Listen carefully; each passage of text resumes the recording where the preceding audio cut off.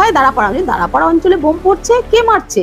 বলছে তাবরেজ ওরা মারছে, তাবরেজ আলাম আর জুম্মানের ছেলে, ওরা সব বোম মারছে। আমি কাঁদতে কাঁদতে গিয়ে বলেছি, আমি একটা কাউন্সিলর হয়ে আপনাদের কাছে এসে কমপ্লেন করছি, আপনারা আমার এলাকাকে ঠান্ডা করুন।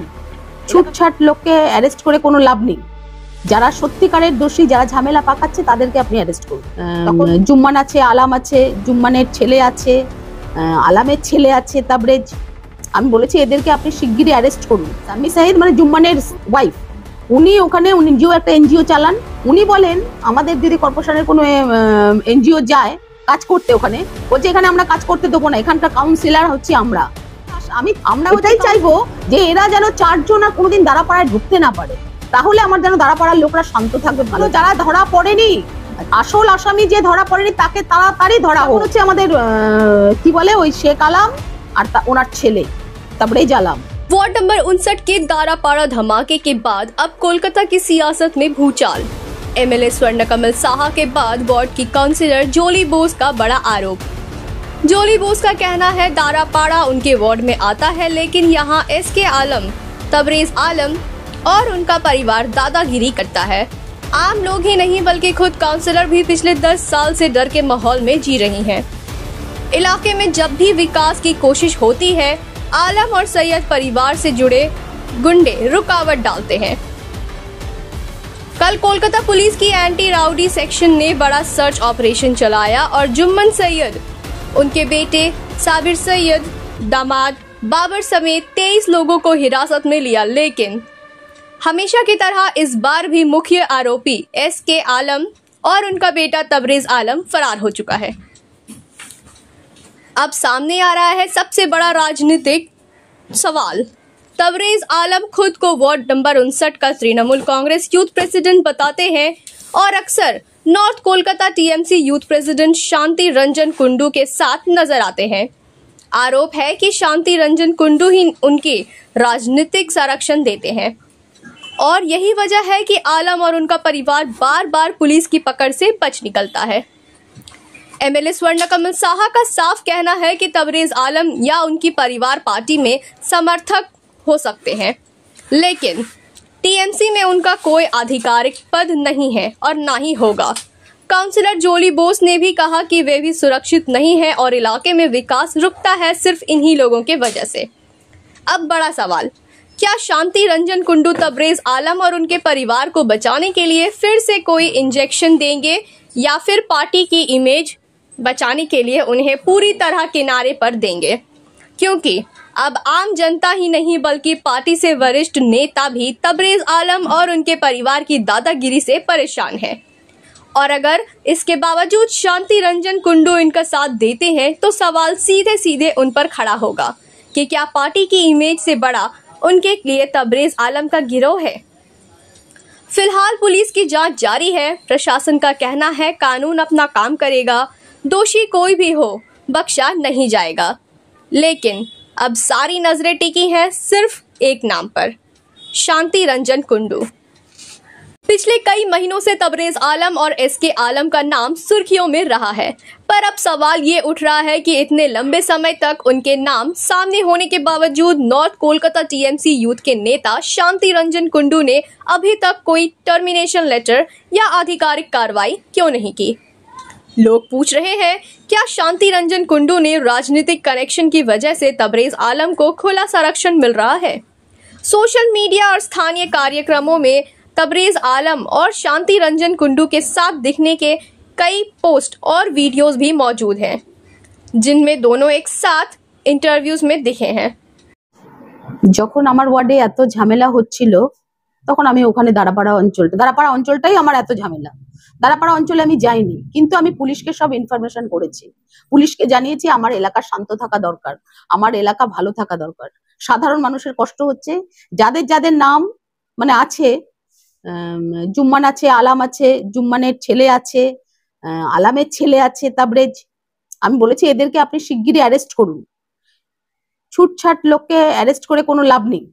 যারা সত্যিকারের দোষী, যারা ঝামেলা পাকাচ্ছে, তাদেরকে আপনি অ্যারেস্ট করুন। তখন আমাদের পুলিশ অফিসার বলল, বড়বাবু বলল, বলে আপনি কোনো চিন্তা করবেন না, ঠিক সময় এদের ব্যবস্থা আমরা ঠিক করে দেব। কিন্তু সত্যি কালকে আমাদের পরশুদিন আমাদের 16 তারিখ খেলা দিবস ছিল। খেলা দিবসের পরের দিন মানে আমাদের ফাইনালটা হয়নি, অনেক রাত হয়ে গেছে খেলতে খেলতে, ফাইনাল খেলাটা হয়নি। কালকে ফাইনাল খেলা ছিল, আমার এমএলএ সাহেবেরও আসার কথা ছিল। এমএলএ সাহেব বললো আমি আসছি তোমার ওয়ার্ডে। এর মধ্যেই আমার কাছে খবর এলো যে যে আমার আমার এলাকায় বোম পড়ছে। কোথায়? দাঁড়াপাড়া অঞ্চলে বোম পড়ছে। কে মারছে? বলছে তাবরেজ ওরা মারছে, তাবরেজ আলাম আর জুম্মানের ছেলে, ওরা সব বোম মারছে, ঝামেলা করছে। তখন আমি জানতে পারলাম রাত্রে।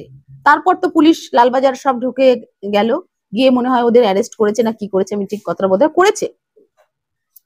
আমার প্রশাসনকে আমি যখনই বলি প্রশাসন তখনই আমার কথা শুনে, আমার ওসি তখনই কাজ করে। কিন্তু আমি ওই এলাকায় আগে এত সুন্দরভাবে আমি দাঁড়াপাড়ায় ঢুকতাম, মানুষের সঙ্গে মিশতাম, মানুষের হাসি খুশি মনোভাব ছিল তখন। কিন্তু এখন সেই জিনিসটা আজ থেকে 10 বছর হলো, সেটা টোটালি বন্ধ হয়ে গেছে। কেন বন্ধ হয়ে গেছে? শুধু এই মাত্র মানে এদের 4-5 জনের জন্য। এদের বউরাও ঠিক সেমনি। কোনো এনজিও কাজ করতে গেলে বলছে যে আমি এখানকার কাউন্সিলর সাম্মি শাহিদ মানে জুম্মানের ওয়াইফ, উনি ওখানে নিজেও একটা এনজিও চালান। উনি বলেন আমাদের যদি কর্পোরেশনের কোনো এনজিও যায় কাজ করতে, ওখানে বলছে এখানে আমরা কাজ করতে দেবো না, এখানকার কাউন্সিলর হচ্ছে আমরা হচ্ছি কাউন্সিলর, আমরা হচ্ছি সব, আমাদের এলাকায় ঢুকতে গেলে আমাদের কথা শুনে তোমাদের কাজ করতে হবে। সেহেতু তখন ওরা ওখান থেকে কাজ করতে পারে না, চলে আসে। মানে এত দূর মানে ব্যবহার এদের। আমি তো এলাকায় ঢুকতেই পারি না, কারণ উল্টো পাল্টা টোন, টিটকিরি, আজে বাজে কথা। আমার এমএলএ সাহেবের সঙ্গে আমি যাই, গিয়ে আবার এমএলএ সাহেবের সঙ্গেই আমি বেরিয়ে আসি। আমার কাছে কোন ইউথ কোন কি আমার কাছে কোনো খবর নেই, কিছু জানার নেই আমার। আমি জানতেও চাই না, কেননা আমি ওদের সাথে মিশি না, ওদের সঙ্গে আমার কোনো যোগাযোগ নেই, কোনো সম্পর্ক নেই। আমার ওয়ার্ডে আমার যদি কর্পোরেশন থেকে রাস্তা তৈরি করতে হয়, সেই রাস্তা আমার যতটুকু স্যাংশন হবে ঠিক ততটুকু সরকার থেকে যতটা স্যাংশন হবে ততটা করবে। ওরা রাতারাতি করবে, পুরো রাস্তা ভেঙে দেবে আলামের ছেলেরা, বলে পুরো রাস্তা তৈরি করতে হবে। এটা জুলুমবাজি, আমার ওপরে জুলুমবাজি, কর্পোরেশনের উপরে জুলুমবাজি করে ওরা। আমি একজন সত্যিকারের বলতে গেলে আমি একজন সাধারণ মেয়ে। আমি সাধারণ মেয়ে হয়ে আমি মানুষের পাশে থাকি, মানুষের জন্য কাজ করি, যেটা আমার নেত্রী মমতা বন্দ্যোপাধ্যায় বলে এসেছেন, মানুষের কাজ করো, মানুষের পাশে থাকো। আমি সেইভাবেই আমার মানুষের পাশে থাকি। কিন্তু এদের এই নোংরামির জন্য আমি ওখানে আর ঢুকতে চাই না। কেন চাই না? এই প্রচন্ড পরিমাণে যেভাবে ইনলিগাল বিল্ডিং গুলো বানিয়েছে।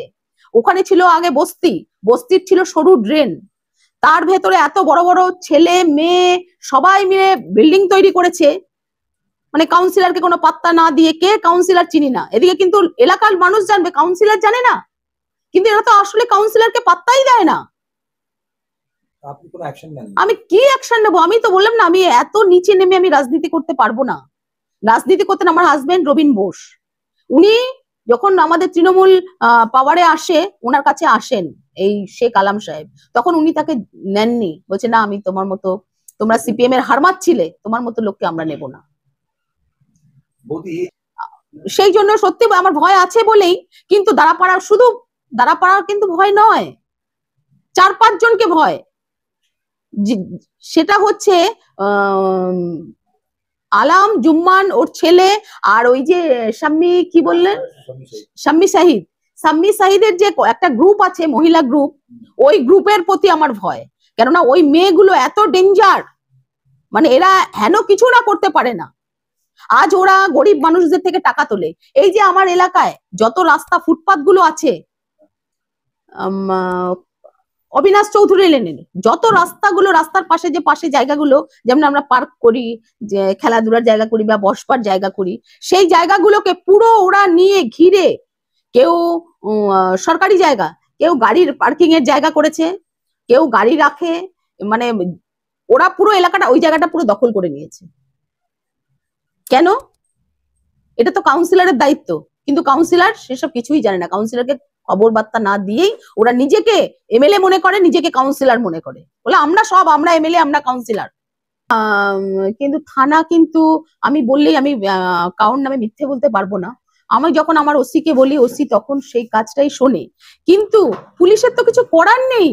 ওরা রাত বিরেতে, পুলিশ কত খাটবে, রাতকে রাত ওদের জন্য পাহারা দিতে হচ্ছে, ওদের জন্য এটা করতে হচ্ছে, ওটা করতে হচ্ছে। ওরা কোথায় কি করে না করে পুলিশ কত করবে, কিন্তু আমার ওসি করে।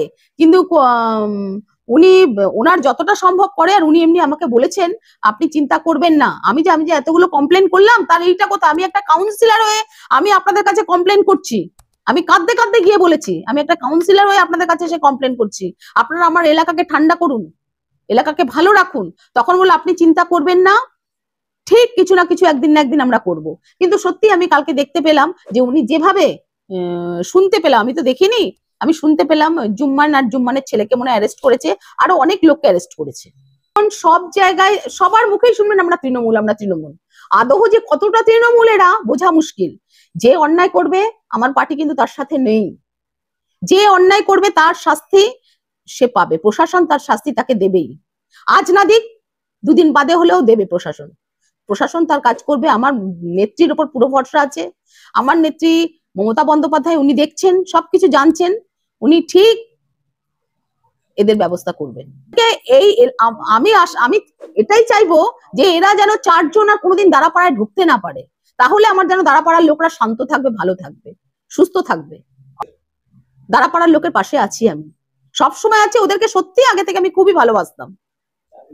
জায়গাটাকে ওরা এই 4 জন 5 জন মিলে জায়গাটাকে এমন নোংরা করে রেখেছে, সেখানে আমার আর ঢোকার ক্ষমতা নেই। কিন্তু কিছু কিছু মহিলা দিয়ে, এমন মহিলা দিয়ে, আমি তো একজন মহিলা, ওরা মহিলা দিয়ে আমাকে মারধর করিয়ে দেবে, মারধর করিয়ে দেবে। হ্যাঁ, হ্যাকেল করাবে আমাকে, ধাক্কা মারবে আমাকে।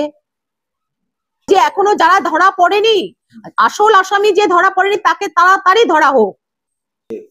যেমন হচ্ছে আমাদের কি বলে ওই শেখ আলম আর ওনার ছেলে, তারপরে জালাম।